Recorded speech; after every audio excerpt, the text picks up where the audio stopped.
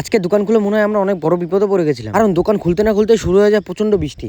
প্রতিদিনের মতন আজকেও আমরা বাড়ি থেকে দোকানের উদ্দেশ্যে বেরোচ্ছিলাম, কিন্তু আজকের ওয়েদারটা ছিল একটু বেশি খারাপ। দোকানের দিকে যাওয়ার পথে নেমে যায় খুব ঝড়, আর আজকে দোকান গুটাতে অনেক লেটই হয়ে গেছিল, সন্ধ্যা হয়ে গেছিল আজকে একটু বেশি, তারপরে নেমে যায় বৃষ্টি।